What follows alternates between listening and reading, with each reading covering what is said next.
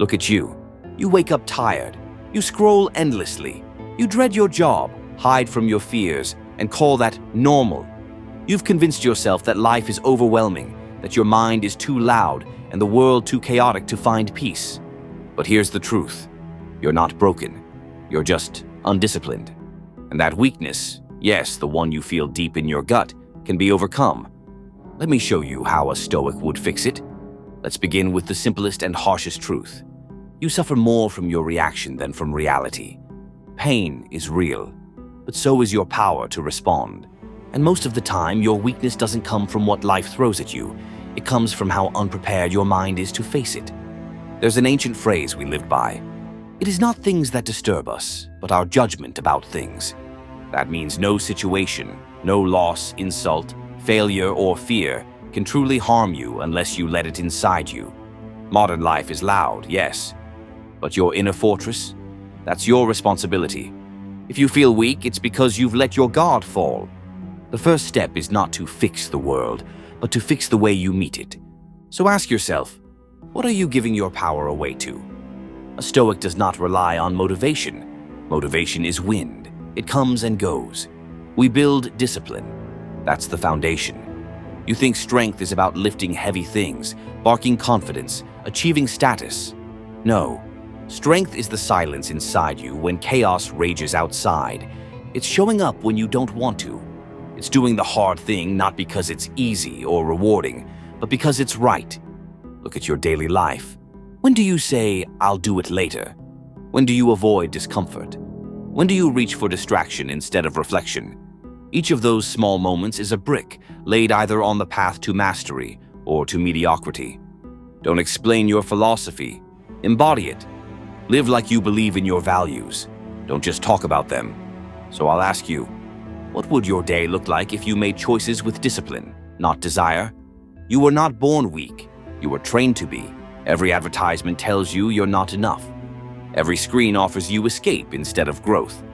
Every comfort whispers, "Don't worry, you can try again tomorrow." But here's what they don't tell you. Comfort is the most seductive form of slavery. It lulls you into stillness, numbs your instincts, and robs you of the pain that forges transformation. As children, you're fearless. You fall, get up, try again. But the older you grow, the more you learn to avoid risk, to fear discomfort, to crave validation instead of truth. The modern world calls that maturity. We called it forgetting who you are. So let me remind you, your nature is fire, your soul is iron, but both must be tested to reveal their strength. Now ask yourself, where in your life have you traded growth for comfort?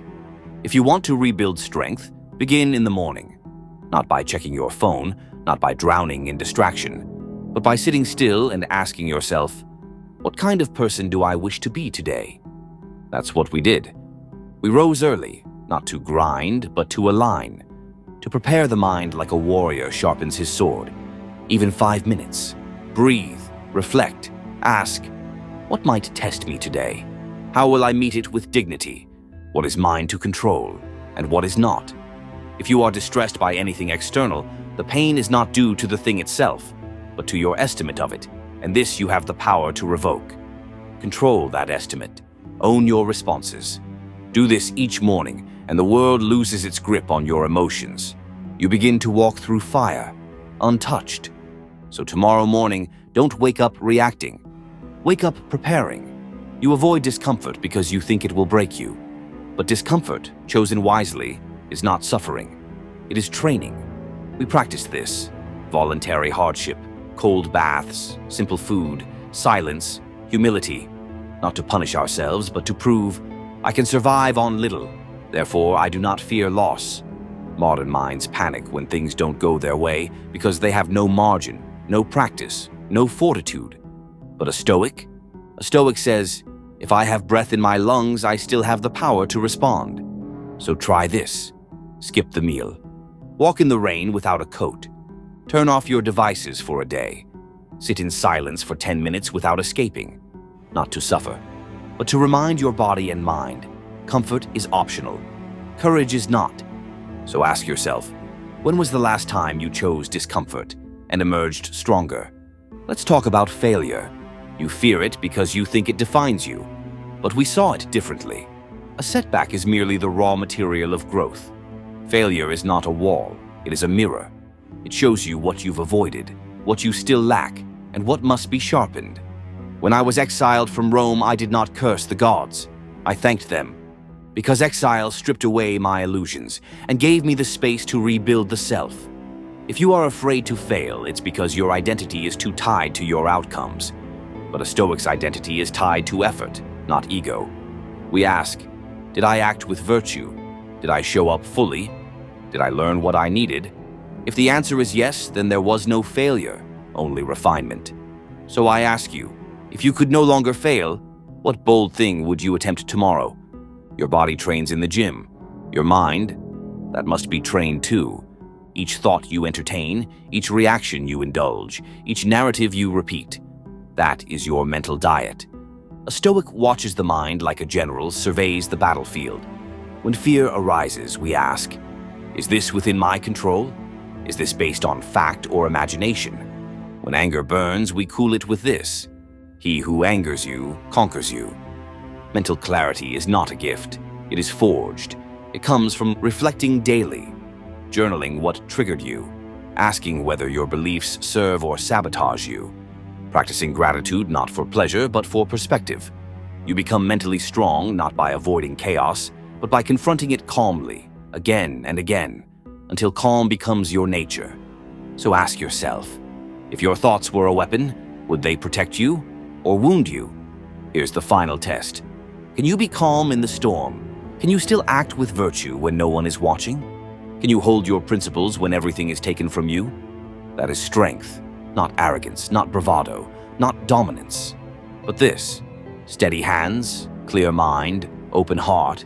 You are not weak because you struggle. You are weak only when you surrender your power. And the Stoic path, quiet, slow, unfashionable though it may be, is a path that leads to unshakable inner freedom. The modern world won't teach you this, but if you listen and you apply, you will wake up one day and realize the storms no longer control you, because you have become the storm. So now I ask, who will you become? The world is watching, yes, but more importantly, you are watching. With every decision, you shape your soul. Let the weak chase comfort. Let the angry react. Let the lost seek distraction. But you, if you choose this path, you will walk a harder road, a quieter road, but a free one. So breathe, decide, begin again today. And if you seek more guidance, walk with us. Subscribe, reflect, return when you forget. The Stoic path is not walked once, it is walked daily. And you are always welcome here.